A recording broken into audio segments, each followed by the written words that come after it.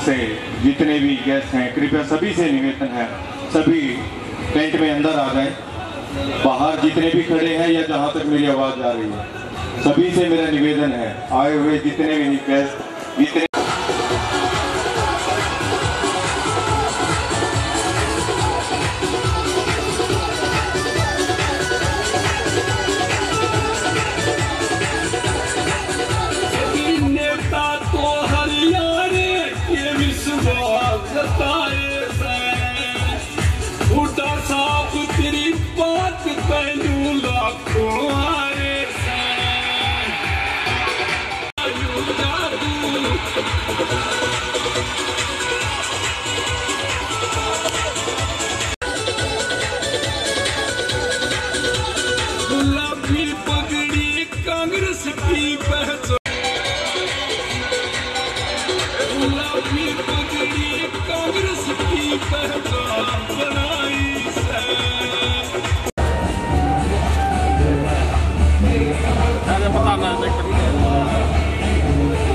लंबा मना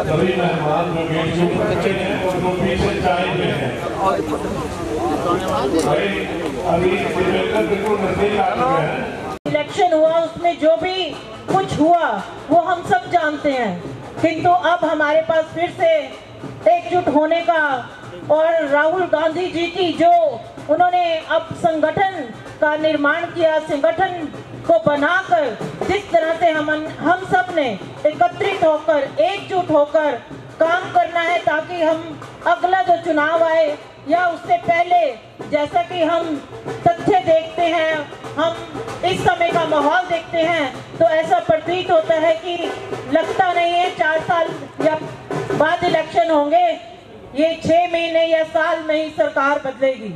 क्योंकि आपने देखा है कि जो भाजपा की सरकार है वो हर क्षेत्र में फेल हो रही है। 400 पार का नारा लगाने वाले 257 में निपट गए थे, और आज इस समय हरियाणा की जो व्यवस्था है, जो सत्ता है, वो किस तरह से काम कर रही है आपको पता है। अभी बताया जैसा कि डीजीपी जो थे उन्होंने आत्महत्या कर ली, और इसी तरह से पूरे देश में किस तरह से अल्पसंख्यकों के साथ दुर्व्यवहार हो रहा है। किसी को आतंकवादी कह दिया जाता है, किसी को खालिस्तानी कह दिया जाता है, और जो जितने हमारे अल्पसंख्यक SC SC BSC से आते हैं उन लोगों के साथ आपने देखा कि यूपी में भी एक बालक को वो राहुल जी कहता रहा, क्योंकि वो एक निम्न जाति से थे तो उसको मार ही दिया गया।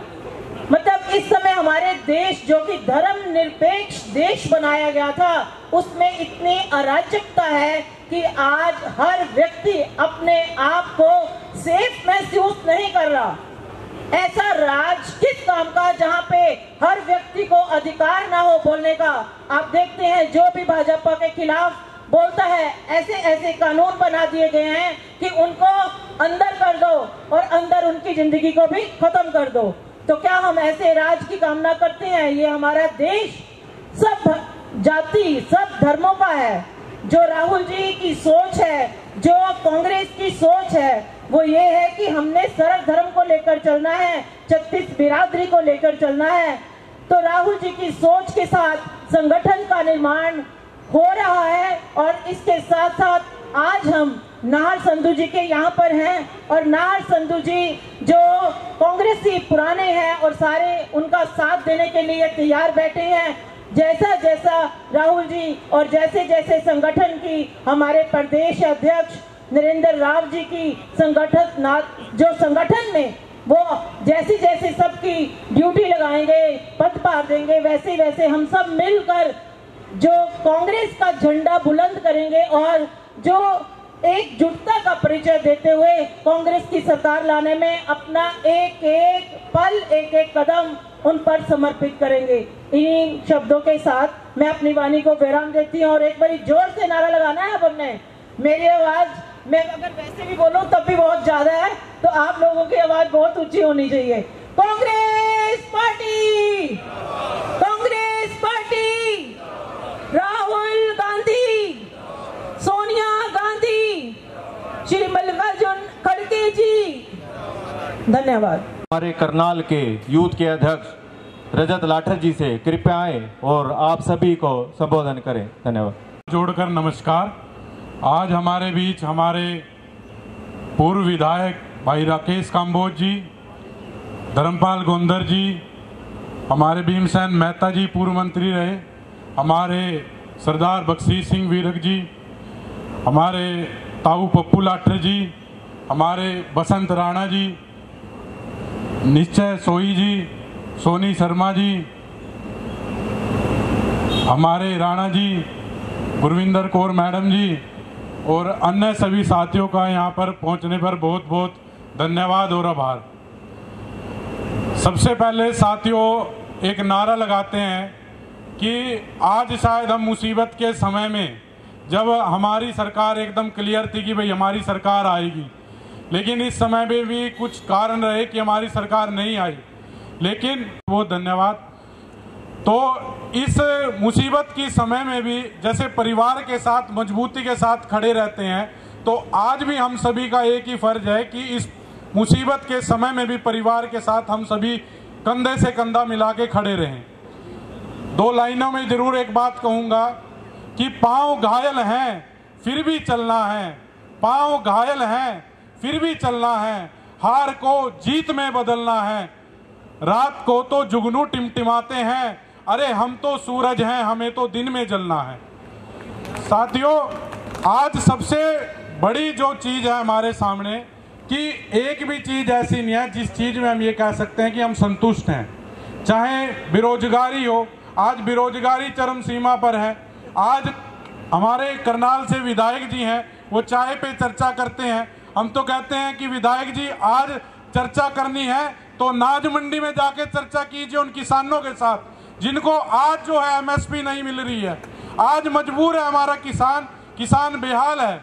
जो वादा करते थे सैनी साहब के शब्दों में कहें तो कि कहा 8 अक्टूबर ने सरकार बन दो, तुम्हारे को 3100 रुपए की फसल जाएगी तुम्हारी। कहा था या नहीं? मंगलसूत्र छीनने का काम कौन सी सरकार कर रही है, ये भी आप बताइए, सोचिए। दूसरा, आज महंगाई की बात करते हैं। महंगाई, पहले इन्होंने बीपीएल इतने कार्ड बनाए कि भाई इतनी ज़्यादा स्पीड में हमारे प्रदेश में गरीबी बढ़ी कि फैमिली आईडी में सबको 180 का वो दिखा करके सबके इन्होंने राशन कार्ड बना दिए। सबको 5-5 किलो का राशन इन्होंने वादा कर दिया जी, दिए भी लेकिन आज जब हम देखते हैं 1 साल हो चुका है, बच्चे को कोई पता नहीं, एडवर्टाइजमेंट सारी वापस ले ली गई। और सीईटी के सांसद महोदय जेपी जी का यहाँ पहुंचने पर बहुत बहुत धन्यवाद और आभार करते हैं। तो जिस तरीके के मुद्दे हमारे युवाओं के साथ, आज भाजपा का तो एक नारा रह गया युवाओं के लिए कि लकड़ी की काटी पे घोड़ा, रोजगार ना मिले तो बेचो पकोड़ा। तो आज युवाओं को इस चीज को समझना होगा। आज हमारे बुजुर्ग भी आए हुए हैं। अगर आज हमारी सरकार होती तो 6000 पेंशन मिलती जी, 500 रुपए गैस सिलेंडर मिलता और बिजली भी वही मिलती। भाजपा का तो एक काम है, झूठ बोलो सुबह शाम, पकड़े जाओ तो जय श्री राम। साथियों, इसी के साथ जय हिंद जय भारत एक नारा जरूर लगाएंगे। कांग्रेस पार्टी, चौधरी भूपेंद्र सिंह हुड्डा, चौधरी भूपेंद्र सिंह हुड्डा। मैं आप सभी से एक बार जोरदार नारा लगाकर कांग्रेस पार्टी। हमारे बीच में पहुंचे हिसार से एमपी मेरे ताऊ के समान जयप्रकाश जी का भी मैं पहुंचने पर बहुत बहुत स्वागत करता हूं। बीच में आए हैं हमारे बीच में सरदार बख्शी सिंह जी जो पूर्व मंत्री थे, वो भी आए हैं, उनका भी स्वागत है। सोनी शर्मा जी हल्का गरौंडा से आए हैं। बेंदर पोसवाल जी, भैया जिसने भी बोलना उसका नाम भी यहाँ विकास को लिखा दो आप। लो इधर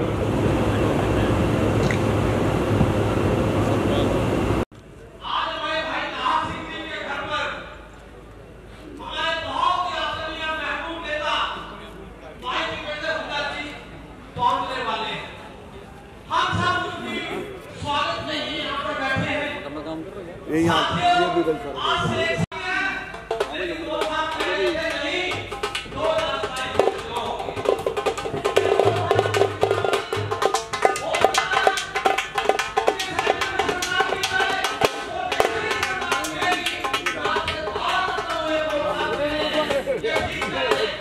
कर ले भाई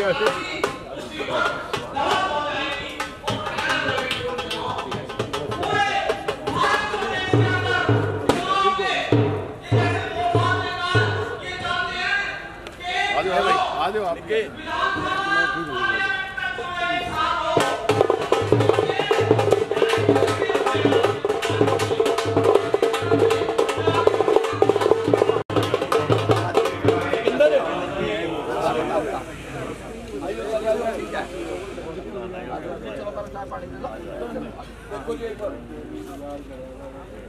उधर देख ले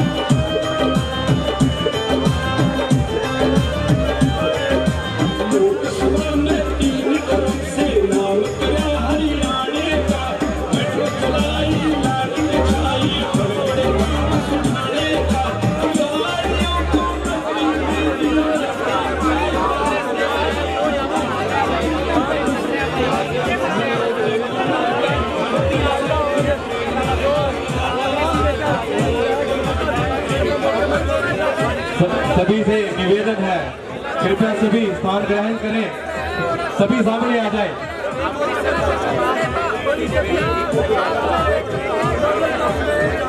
हमारे बीच में पहुंचे हमारे प्रिय नेता दीपेंद्र हुड्डा जी का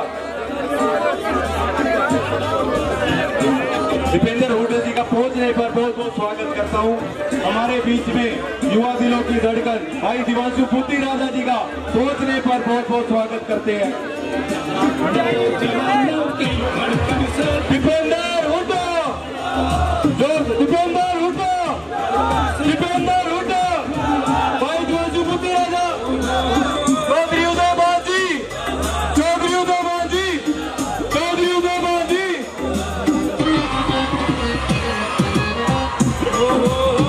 मैं सभी से जो भी मंच पर उपस्थित हैं सभी से निवेदन करूंगा, कृपया व्यवस्था बनाएं और सभी अपने सीनियर नेताओं के आशीर्वाद लेकर के अपने अपना स्थान ग्रहण करें। मैं सभी से निवेदन है, सभी मेरे कांग्रेस के जितने भी नेता मंच पर उपस्थित हैं सभी से मेरा निवेदन है, कृपया मंच पर व्यवस्था बनाए रखें। नौजवानों की धड़कन से सभी से निवेदन है, कृपया अपना अपना स्थान ग्रहण करें, सभी से निवेदन है।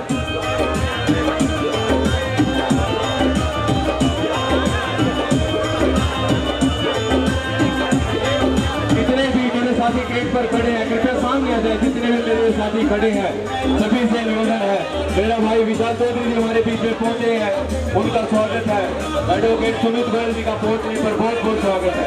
जितने भी मेरे साथी हैं कृपया सामने आ जाए और मंच पर व्यवस्था बनाए रखे। सभी मेरे साथियों से मेरा निवेदन है, कृपया सभी सामने अपने अपना स्थान लें। सभी कुर्सियों पर बैठे, सभी से निवेदन है, यह प्रोग्राम आपके द्वारा और आपके लिए है, तो मेरा सभी से हाथ जोड़ के निवेदन है, कृपया सभी आए और अपना अपना स्थान ग्रहण करें। जो भी मेरे साथी पीछे खड़े हैं सभी से मेरा निवेदन है, कृपया सभी स्थान ग्रहण करें।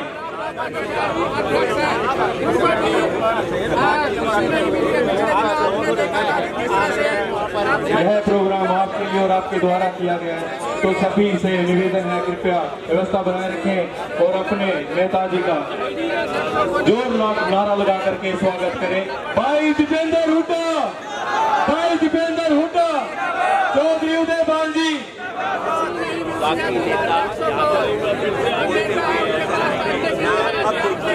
मैं निवेदन करूंगा हमारे जिला के शहरी अध्यक्ष पराग गाबा जी से, कृपया सभी को जितने बैठे संबोधित करें। पराग गाबा जी।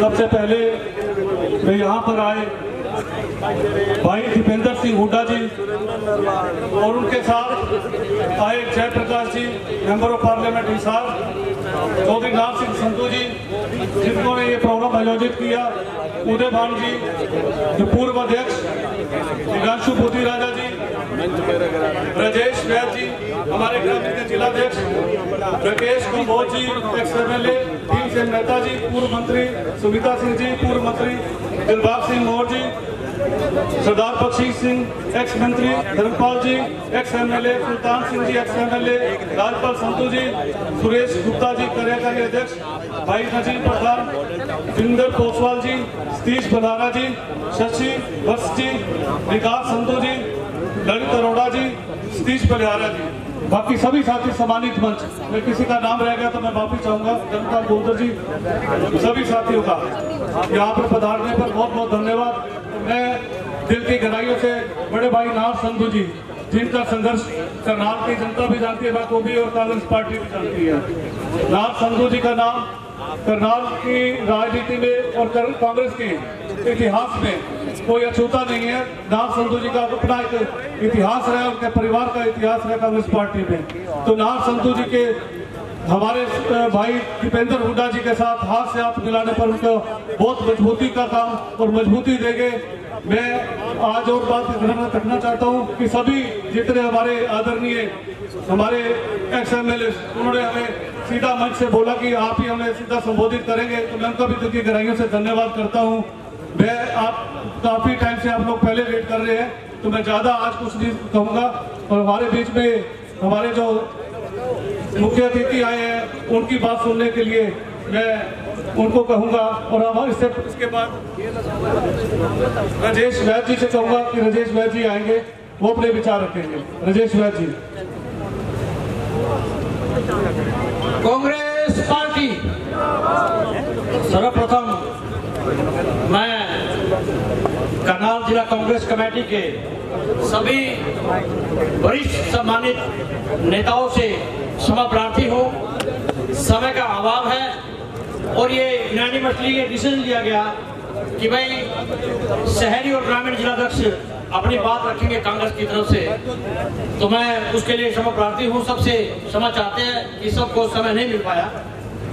आज हमारे बीच में हरियाणा ही नहीं बल्कि हिंदुस्तान में सबसे ज्यादा मेहनत करने वाले और दिन रात कांग्रेस पार्टी को मजबूत करने में अपना सर्वाधिक योगदान देने वाले युवा सांसद भाई दीपेंद्र हुड्डा जी का मैं ऐतिहासिक नगरी करण की भूमि करनाल में हार्दिक स्वागत एवं अभिनंदन करता हूं। साथ ही आज के कार्यक्रम के आयोजक भाई नाहर सिंह संधू को मैं बधाई देना चाहता हूं कि आपने चाय के कार्यक्रम को एक विशाल जनसभा में बदल दिया, इसके लिए आप भी बधाई के पात्र हैं। हमारे बीच में कांग्रेस पार्टी के हमारे पूर्व में प्रदेश अध्यक्ष रहे, जो हरियाणा में और आसपास के राज्यों में सबसे प्रखर वक्ता के रूप में दलित समाज में सबसे प्रखर वक्ता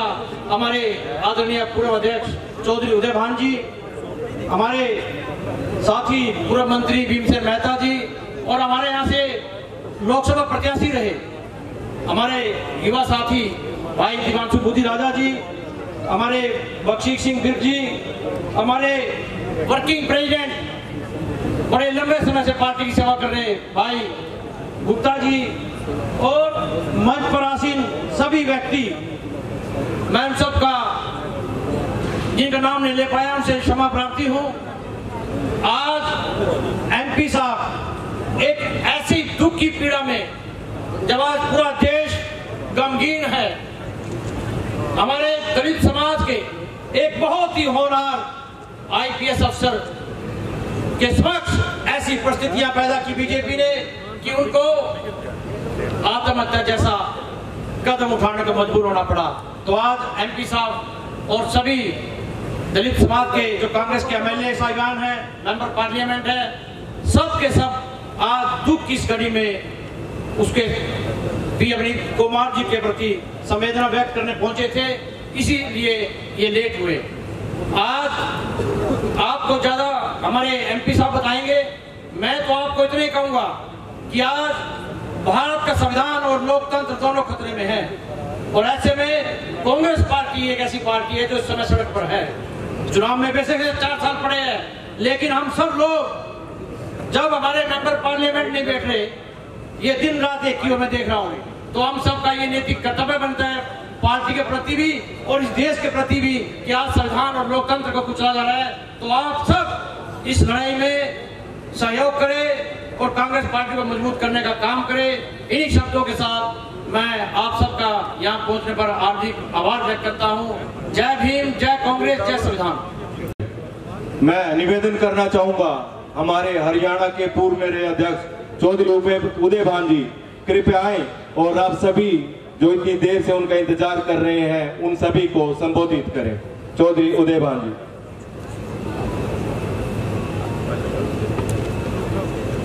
हमारे बहुत ही सम्मानित, बहुत ही वरिष्ठ सांसद जो 5 बार के सांसद हैं रोहतक से, आदरणीय श्री दीपेंद्र हुड्डा जी, हमारे बीच में बहुत ही वरिष्ठ सांसद पूर्व केंद्रीय मंत्री आदरणीय श्री जयप्रकाश जी, हमारे जिला अध्यक्ष अर्बन से भाई पराग गाबा जी, रूरल से हमारे राजेश वैद्य जी, हमारे बीच में उपस्थित हमारी बहन सुमिता सिंह जी पूर्व विधायक, राकेश कंबोज जी पूर्व विधायक, भीमसेन मेहता जी पूर्व विधायक, हमारे बख्शीश सिंह जी पूर्व विधायक, आदरणीय हमारे यहाँ से जो लोकसभा के चुनाव लड़े आदरणीय श्री दिव्यांशु बुद्धि राजा जी, हमारे सुरेश गुप्ता जी जो वर्किंग प्रेसिडेंट रहे हमारे प्रदेश के और आज भी हैं, और हमारे जो हमारे बीके प्रसाद ने कह दिया तो ठीक ही है और हमारे मोर साहब और इस शानदार कार्यक्रम के आयोजक बहुत ही हमारे जुझारू साथी जो कांग्रेस पार्टी का झंडा बहुत मजबूती से बुलंद करे हुए हैं करनाल के अंदर, आदरणीय श्री नाहर सिंह संधू जी, मंच पर बैठे हुए मेरे अन्य सभी सम्मानित नेतागण, भाई सुरेंद्र नरवाल जो पूर्व जिलाध्यक्ष हैं, और उपस्थित मेरे सभी सम्मानित साथियों, नौजवान दोस्तों, हमारी सभी माताएं बहनें, नौजवान साथियों, मैं धन्यवाद करना चाहूंगा आदरणीय श्री नाहर सिंह संधू का कि आज चाय पर आमंत्रित किया और पूरी तरह से इतनी बड़ी सभा में उसको परिवर्तित कर दिया। मैं उनको बहुत बहुत मुबारकबाद देता हूं। और साथ में जो आज की परिस्थितियां हैं जो हमारे दोनों जिला अध्यक्षों ने आपके समक्ष रखी, आज पूरे देश के अंदर और प्रदेश के अंदर भारतीय जनता पार्टी के कुशासन ने पूरी तरह से कानून व्यवस्था को हिला करके रखा हुआ है। आज किसी का भी जान माल सुरक्षित नहीं है। आज इस देश के सबसे बड़े चीफ जस्टिस ऑफ इंडिया जो देश के अंदर विधायिका, कार्यपालिका, न्यायपालिका जो सबसे जो प्रमुख 3 अंग हैं उसमें न्यायपालिका के प्रमुख हैं और चौथा मीडिया जो उनको जो सब पर चेक रखता है। तो जो न्यायपालिका के जो प्रमुख हैं आज उनको उन्हीं की अदालत के अंदर जिस तरह से अपमानित करने का इस शासन में प्रयास किया गया, जिस तरह से उनको इनके सोशल मीडिया द्वारा, विभाग द्वारा नीला चेहरा करके, जूतों की माला डाल करके, जूतों की बरसात करके, गले में हांडी लटका करके, इस तरह से जिस तरह से कोई मध्ययुगीन को जो काल था जो आज से 150 साल 200 साल पहले था, उस तरह 11 साल में आरएसएस के लोगों ने इस देश की जनता को पहुंचाने का काम किया है। हमारे इस प्रदेश में जो अभी जो जघन्य जो एक हत्या हुई है, आत्महत्या कहें या हत्या कहें, उसका इन्वेस्टिगेशन के बाद में पता चलेगा। जो इस प्रदेश में एडिशनल डीजीपी के रैंक का अधिकारी जो ईमानदारी के लिए पूरे प्रदेश में अंदर मशहूर था और जिसने अपनी मेहनत के साथ में गरीब लोगों का साथ दिया, और जिस समय किसान यूनियन अपना जिस तरह से जब आंदोलन चल रहा था तो इन्हीं मनोहर लाल खट्टर जी ने कहा था कि इन पर गोली चलाने का आदेश दिया था, लाठी चार्ज करने का आदेश दिया था। और वही जो उस समय के जो जब ये पूरन जो आईपीएस हैं, इन्होंने पूरी तरह से इनकार कर दिया था कि मैं किसानों पर कोई लाठी चार्ज भी नहीं करूंगा, ना मैं कोई गोली चलाने का आदेश दे सकता। ऐसे शख्सियत को, ऐसे व्यक्ति को जो मजबूर होना पड़ा आत्महत्या करने के लिए, यह प्रश्न बहुत ही गंभीर है। क्या कारण है कि एससी कमीशन ने भी उसकी तरफ इस शासन में ध्यान नहीं दिया? किस तरह से चीफ सेक्रेटरी को शिकायत की गई, डीजीपी जो डीजीपी खुद इन्वॉल्व था, शत्रुजीत कपूर और बिजारनिया, उन्होंने वैसे तो और 8-10 जो अधिकारियों के भी नाम दिए हैं, लेकिन वो दो प्रमुख रूप से उन्होंने अंकित किए कि इन दोनों की वजह से मैं आत्महत्या करने पर मजबूर हो रहा हूं। उनके खिलाफ मुकदमा तो दर्ज हुआ कई दिन बाद, 3 दिन बाद, लेकिन अभी तक ना कोई गिरफ्तारी हुई है। और आज बदमाशी देने की कोशिश की कि उनकी डेड बॉडी को बगैर घर वालों की सहमति के उसको सीधा पीजीआई में पोस्टमार्टम के लिए एक सब इंस्पेक्टर ले जाने की हिमाकत की, वहां जाकर के उसमें एम्बुलेंस में ले जाकर के। तो लेकिन जब देखा कि चारों तरफ माहौल बहुत खराब है, तब उनको दिमाग में आईना दिखाई दिया। आज पूरी तरह से चाहे वो यूपी पुलिस हो चाहे हरियाणा की पुलिस हो, आज पूरी दबाव में काम कर रही है। अगर इस रैंक के अधिकारियों को भी न्याय नहीं मिलेगा तो बेचारे हरिओम वाल्मीकि का, मनीषा वाल्मीकि का और जो गरीब आदमी हैं, जो शोषित हैं, पीड़ित हैं, उपेक्षित हैं, उनकी कौन सुनने वाला है। इस पूरे प्रदेश में कानून व्यवस्था पूरी तरह से ठप होकर के रह गई है। इसके शासनकाल में शेड्यूल कास्ट पर 96% अपराध बढ़े हैं। आज प्रतिदिन एवरेज 4 से 5 बलात्कार की और 4 से 5 हत्याओं की एवरेज प्रतिदिन के हिसाब से इस सरकार में चल रही है। सरकार पूरी तरह से विफल साबित हुई है।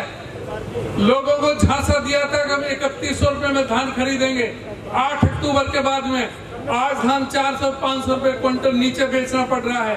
आज कपास 500 रुपए क्विंटल नीचे बेचनी पड़ रही है। आज बाजरा 300-400 रुपए क्विंटल नीचे बेचना पड़ रहा है। कोई खरीदार नहीं है। आज पूरी तरह से किसान और मजदूर इस राज में तबाह होकर के रह गया है। आज पूरी तरह से कानून व्यवस्था ठप होकर के रह गई है। और आज जो 5 किलो अनाज की बात कर रहे थे, जब राज की जरूरत थी तो तब इन्होंने 75% आबादी, 2 करोड़ 80 लाख की आबादी में से 2 करोड़ 5 लाख लोगों को 5 किलो अनाज देने का काम किया। तो जब वोट हासिल कर ली तो उसके बाद में अब 33 लाख का एक कलम से राशन कार्ड काटने का काम किया है। ये बहुत षड्यंत्र है। इस तरह से वोट हासिल करने के लिए, लोगों को गुमराह करने के लिए।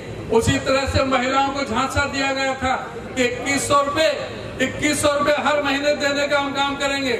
लेकिन किस तरह से 2100 दिया आपको पता है। 1 साल हो गया चुनाव को, अभी ड्रामा किया थोड़ा सा, और वो भी अब दुनिया भर की शर्तें लगा दी है। दुनिया भर की शर्तें लगा दी, किसी को कुछ नहीं। ये सरकार पूरी तरह से किसी का भी न किसान की है, न मजदूर की है, न व्यापारी की है, न कर्मचारी की है। ये सिर्फ उन अरबपतियों की, पूंजीपतियों की, खरबपतियों की सरकार है और बाकी सबका शोषण कर रही है। इन लोगों को उखाड़ फेंकने की आवश्यकता है, जरूरत है। मैं आपसे ये अनुरोध और आपसे निवेदन करूंगा, आप सबको मजबूती से इस सरकार को उखाड़ फेंकने की जरूरत है। इस प्रदेश में भी जो राज हासिल किया, इन्होंने वोट चोरी करके किया था। जहां पर ईवीएम का मैनिपुलेशन हुआ, वहां वोटर लिस्ट में भी एडिशन और डिलीशन करके इन्होंने राज सत्ता बेईमानी से हत्याई है, जो अभी बहुत जल्दी निकट भविष्य में आपके सामने सारे सबूत होकर के आएंगे। मैं आपसे ये अनुरोध करूंगा कि इस सरकार को उखाड़ फेंकने के लिए आप सबका सहयोग और समर्थन और आशीर्वाद की आवश्यकता है। अंत में मैं आप सबका बहुत बहुत धन्यवाद करते हुए और भाई नार सिंह संधू का एक बार दोबारा आभार करते हुए आप सबका धन्यवाद करता हूँ। नमस्कार, जय हिंद। करना चाहूंगा, जिनकी आवाज सुनने को पूरे हरियाणा की मीडिया भी वेट करती है, चौधरी जयप्रकाश जी कृपया आए और आप सभी को संबोधित करें। चौधरी जयप्रकाश जी।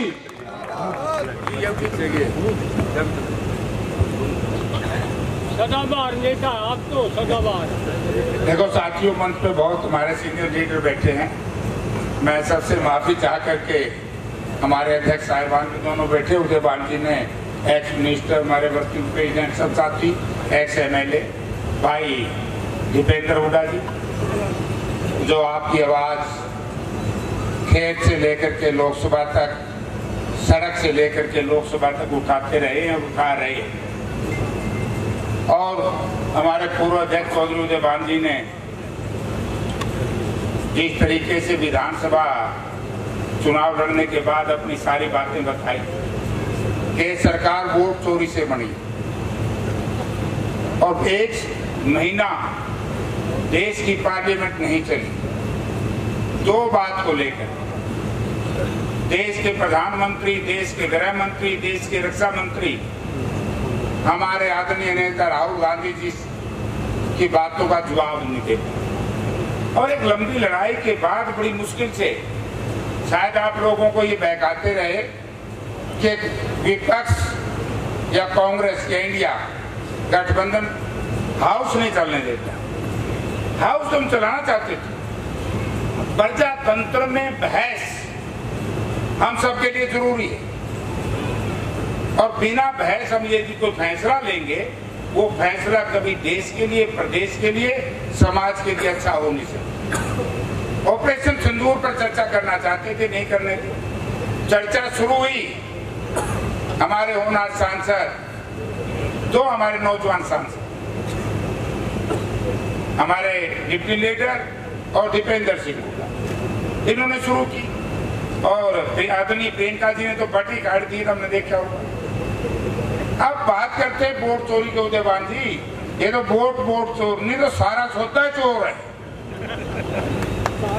जब विपक्ष की बात का जवाब ही कोई ना देवे, ना देश के रक्षा मंत्री, देश के ऑपरेशन सिंदूर में क्या हुआ देश की जनता जानती थी, ना माननीय गृह मंत्री जी देश के, कि जब हम 14 सांसद, मैं उसमें शामिल था, हम उस दिन वहीं थे श्रीनगर में। 8 बजे हमें कह दिया गया कि आप अपने वहां पर चले जाओ, तो उन बेचारे सैलानियों को क्यों नहीं कहा, उस पर चर्चा नहीं होनी।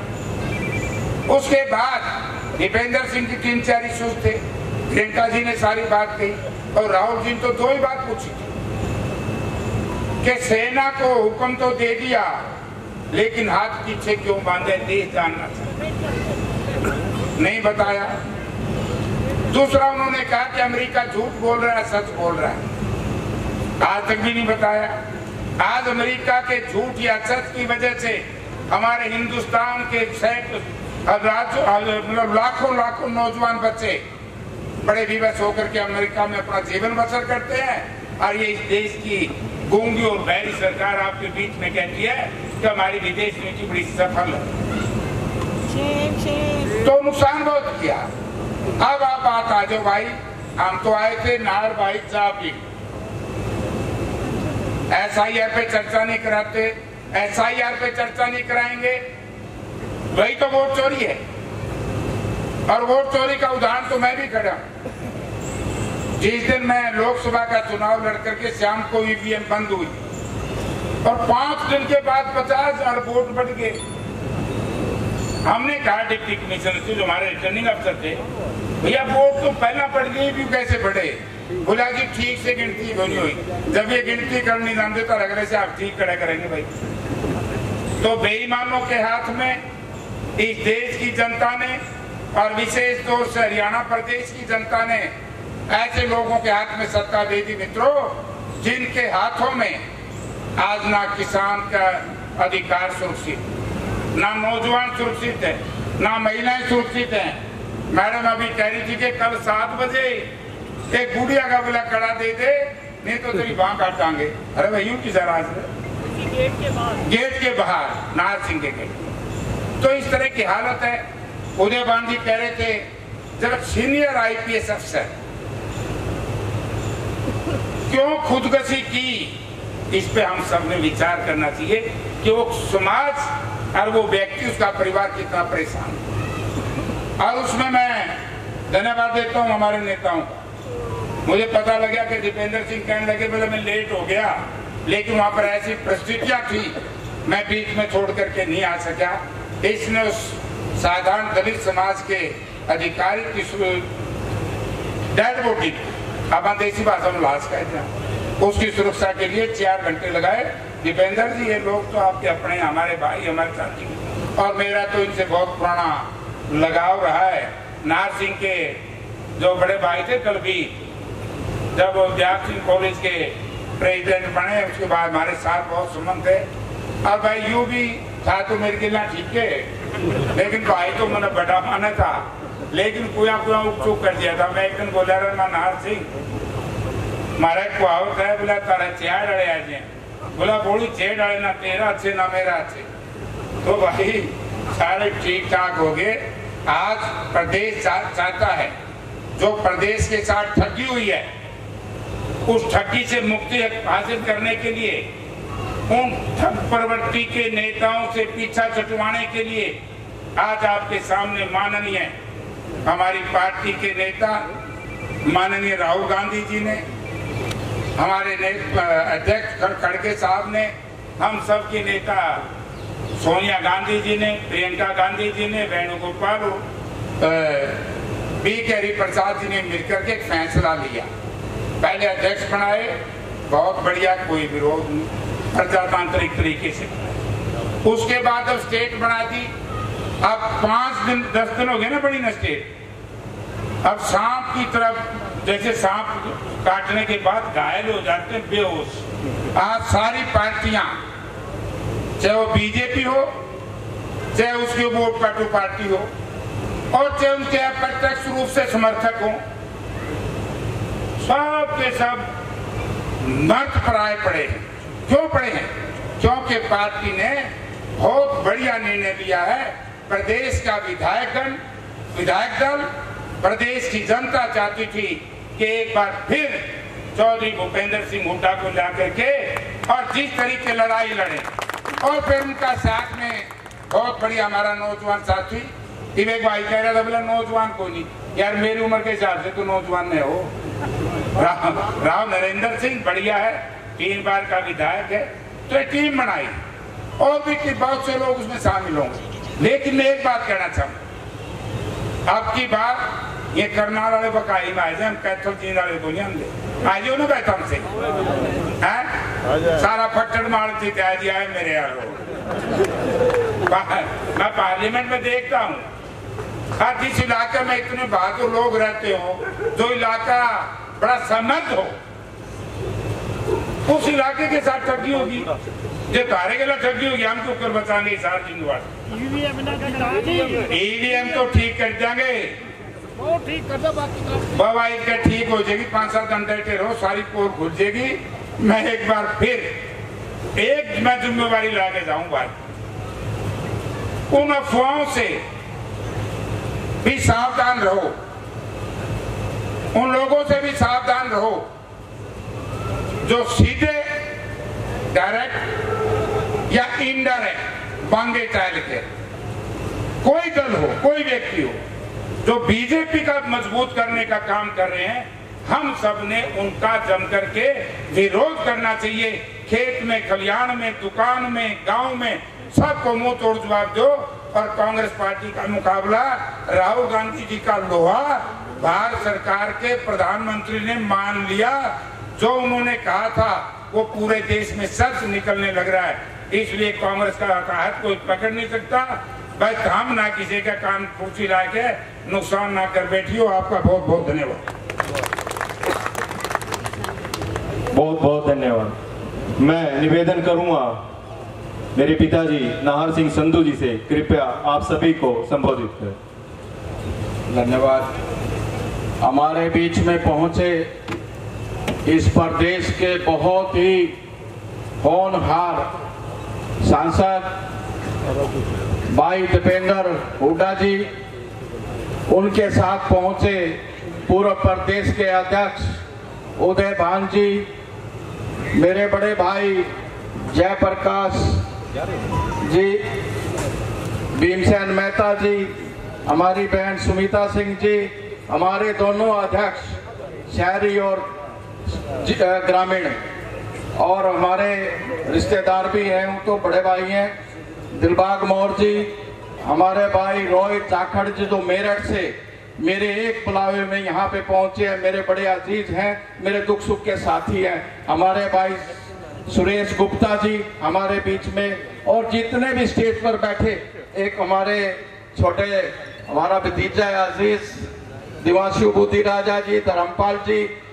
बख्शी सिंह जी, अंग्रेज सैनी जी, और जितने भी यहाँ पर बैठे हैं, चटोड़ा साहब, तेजी जी, बहुत से लोग हैं, हमारे कैथल से भी मेरे भाई आए हैं, उनका भी बहुत, और जितने सामने बैठे मेरे बुजुर्गों, नौजवान साथियों, मेरी बहन सुरेंद्र कौर जी भी हमारे बीच में बैठी है, हमारे बीच में कृष्ण मान जी बड़े से और मेरे जितने भी साथी यहाँ पहुंचे हैं, मैं सबका यहाँ पे पहुंचने पर हार्दिक अभिनंदन स्वागत और करता हूँ।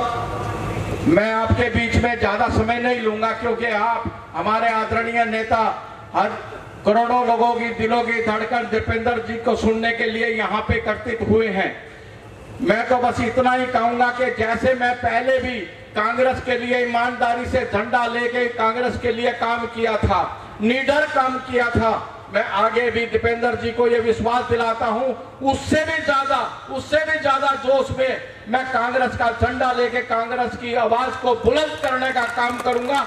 करनाल के अंदर दिखा देंगे हम कि कांग्रेस कितनी मजबूत है। इसी के साथ मैं सभी साथियों का यहाँ पे आने का बहुत बहुत आभारी हूँ, धन्यवाद करता हूँ। जय हिंद। बहुत बहुत धन्यवाद।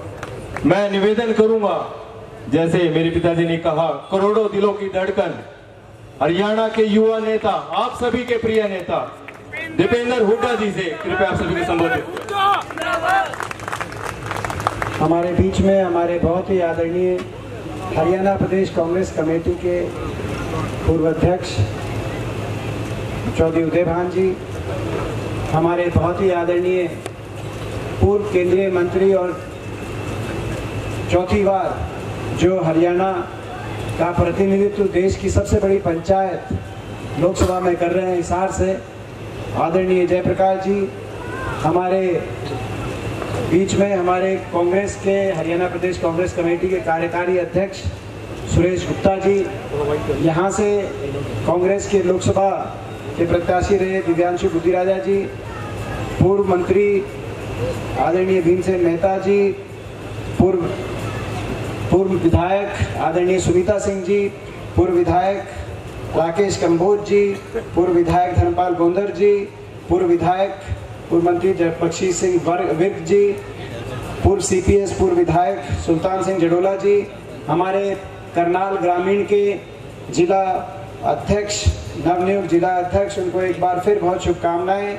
हमारे संघर्षशील भाई राजेश वैद्य जी, हमारे करनाल शहरी के नवनियुक्त जिला अध्यक्ष, उनको भी एक बार दोबारा से शुभकामनाएं। हमारे नौजवान साथी पराग गाबा जी, पूर्व जिला अध्यक्ष कांग्रेस के करनाल के सुरेंद्र नरवाल जी, हमारे भाई और आज के मेजबान भाई नाहर सिंह संधू जी, जिला पार्षद भाई सचिन बुदनपुर जी, जिला पार्षद रामफल कमालपुर जी, जिला पार्षद अमित बराना जी, दिलबाग मोर जी, हमारे बहुत ही आदरणीय दिलबाग मोर जी आपके बीच में विराजमान है, हमारे भाई हरिराम सावा जी, हमारे भाई अमरजीत धीमान जी, सतपाल रोड जी, राजवीर शर्मा जी, तेजी मान जी, निश्चय सोई जी, सतीश राणा जी, निपी मान जी, रनपाल संधू जी, कृष्ण बस्तेवा जी, अंग्रेज सैनी जी, पप्पू लाठर जी, हमारे पार्षद राजपाल संधू जी, प्रदीप चोपड़ा जी, ललित अरोड़ा जी, रैयत लाठर जी,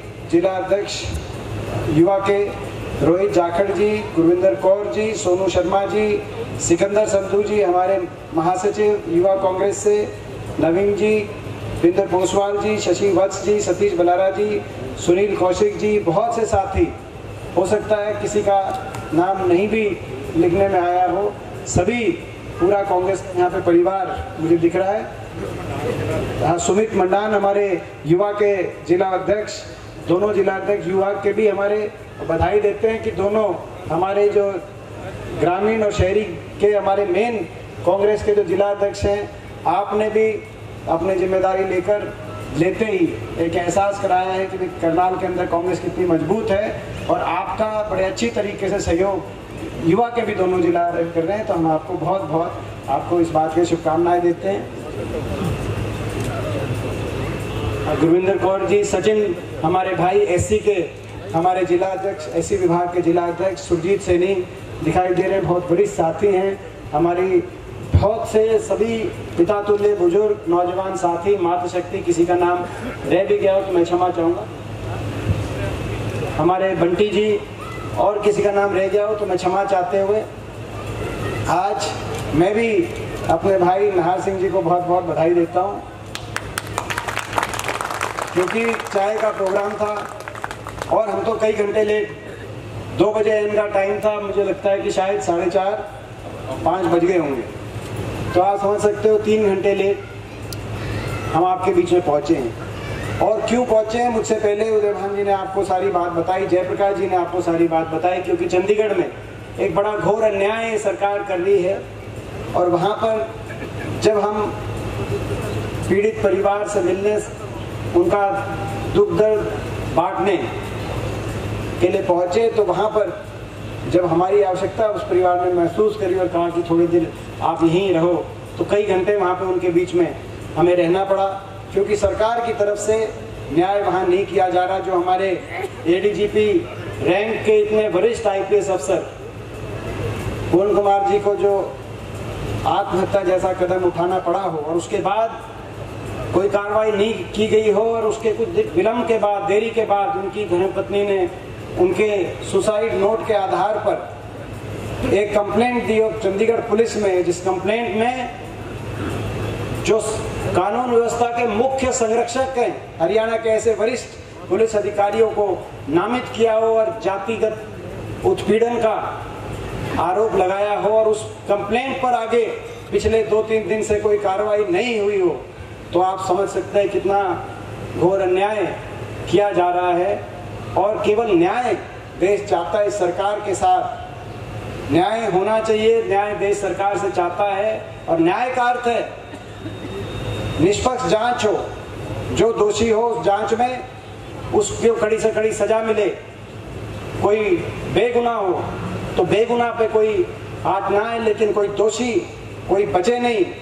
निष्पक्ष जांच हो, और निष्पक्ष जांच तब होगी जब ये विश्वास देश का बनेगा कि उस जांच पे को कोई प्रभावित नहीं कर पाएगा, उस जांच पे किसी तरह का प्रभाव नहीं, कोई अपने बड़े पदों पे बैठे हुए लोग उस जांच को प्रभावित करने का कार्य नहीं करेंगे। ये संवैधानिक दायित्व है। और ये केवल ऐसी समाज देश का टकटकी लगाए नहीं, इस देश सरकार की तरफ देख रहा कि न्याय मिले। देश का हर वो इंसान जिसके दिल के अंदर इंसानियत की लौ है, हर वो इंसान जो संविधान में विश्वास रखता है, देश की सरकार से यही चाहता है कि न्याय हो। जिसने अगर गलत किया है तो ऐसा कोई आदमी बचे नहीं, और न्याय होना भी चाहिए, और न्याय होता हुआ दिखना भी चाहिए। मैं ये सवाल पूछना चाहता हूं, देश की सरकार चुप क्यों है? अभी तक कोई बयान देश की सरकार का क्यों नहीं आया? 5वां दिन है आज। करनाल से हमारे सांसद और देश की सरकार में मंत्री और हरियाणा के पूर्व मुख्यमंत्री, आज इतना ही बड़ी बात, इतना गंभीर विषय हरियाणा में आया, लेकिन 5 दिन के बाद भी आज तक खट्टर साहब के मुख से या उनके कोई वक्तव्य से उन्होंने आज तक भी इस बात को लेकर संवेदना तक भी व्यक्त करने के लिए कोई बयान नहीं दिया। मैं समझता हूं कि ये जन संवेदना से लोकतंत्र चला करते हैं। कम से कम संवेदना व्यक्त की जा सकती थी, कम से कम इस विश्वास दिलाया जा सकता था कि न्याय मिलेगा। लेकिन 5 दिन के बाद भी जब कोई एक शब्द उनके मुख से नहीं आया, कोई एक बयान नहीं आया, तो मैं समझता हूं आज पूरा देश जो हरियाणा की तरफ देख रहा है इस न्याय के लिए। और हरियाणा में क्या हाल है मुझे आपको बताने की जरूरत नहीं, हर वर्ग कितना पीड़ित है मुझे आपको बताने की जरूरत नहीं, ये सरकार कैसी बनी वो भी मुझे बताने की जरूरत नहीं, वो भी मैं क्या बताऊं आपको, वो नायब सिंह जी सैनी ने बता दिया था। ये सरकार कैसी बनी हरियाणा में, कैसे ये सरकार बनी, ये उसी दिन खुलासा हो गया था जब चुनाव की गिनती से आज से लगभग 1 साल से कुछ पहले, चुनाव की गिनती से 1 दिन पहले हमारे पत्रकार साथियों ने नायब सिंह सैनी जी से पूछा कि कल क्या नतीजा आएगा, तो उन्होंने कहा बीजेपी की सरकार बनी। तो उन्होंने उनसे कहा कि कैसे आपको इस पे विश्वास है।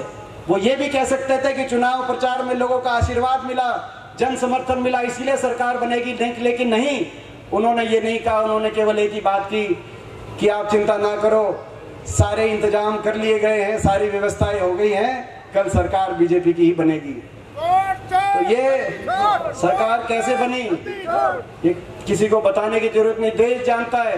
वो इंतजाम किस बात के इंतजाम थे, वो व्यवस्थाएं किस बात की व्यवस्था थी, वो चुनाव आयोग से मिली भगत करके वोट चोरी के इंतजाम थे। वोटर सूची के अंदर बड़े पैमाने पे गड़बड़ी, जैसा कि कर्नाटक में एक लोकसभा में और महाराष्ट्र के अंदर उसी पैमाने पे हरियाणा के अंदर भी वोटर सूची में गड़बड़ियों से लेकर साम दाम दंड भेद के प्रयोग से लेकर यंत्र मंत्र तंत्र के हर प्रकार के दुरुपयोग से चुनाव आयोग से मिलीभगत करके मैनेजमेंट करके और इंतजाम और व्यवस्थाएं करके बनाई हुई सरकार है।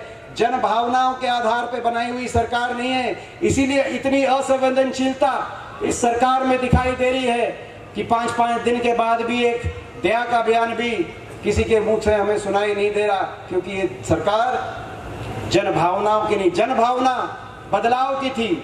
जन भावना ऐसी सरकार को सत्ता से बाहर करने की थी जिस सरकार में देश में सबसे ज्यादा बेरोजगारी हरियाणा में, देश में सबसे ज्यादा नशा आज हरियाणा में, सबसे ज्यादा किसान को प्रताड़ित होना पड़ा किसान आंदोलन में, तो हरियाणा में सबसे ज्यादा कानून व्यवस्था अगर चौपट, अभी बता रहे थे करनाल के अंदर क्या नजारा है, करनाल के अंदर हर रोज किस तरह की कानून व्यवस्था के धज्जियां उड़ाती हुई घटनाएं सामने आ रही हैं। अगर कानून व्यवस्था सबसे ज्यादा चौपट कहीं दिखाई दे रही है पूरे देश में, वो हरियाणा के अंदर दिखाई दे रही है।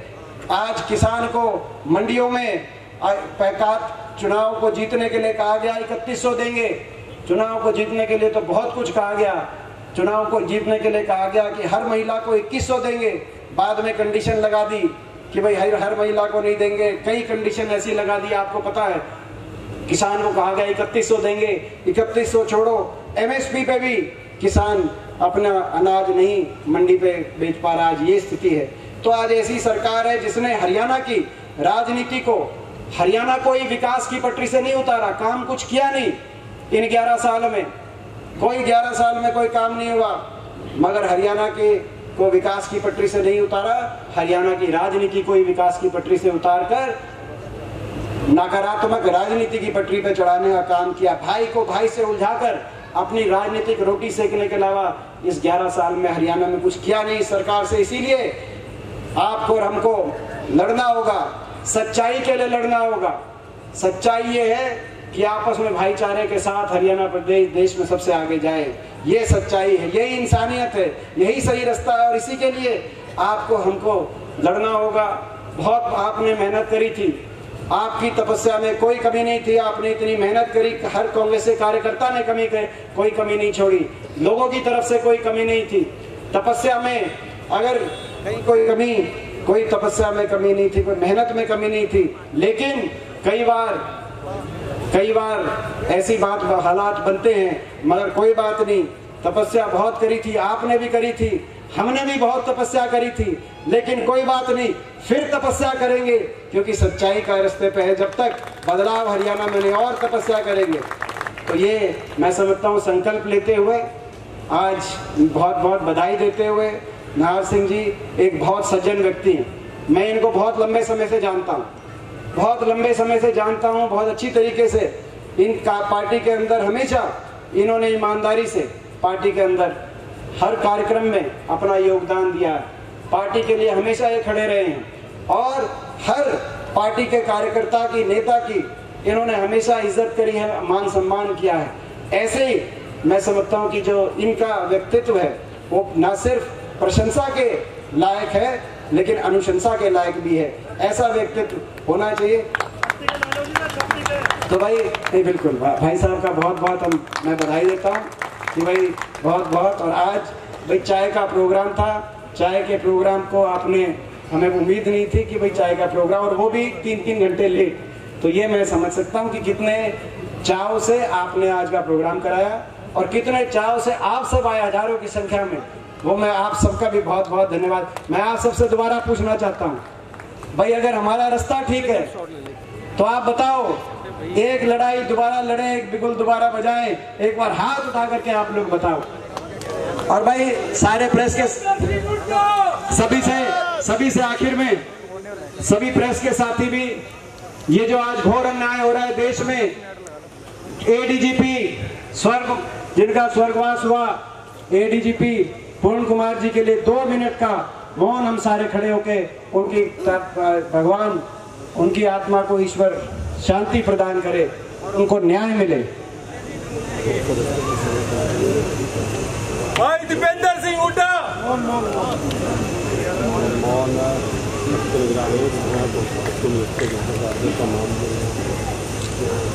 ओम शांति।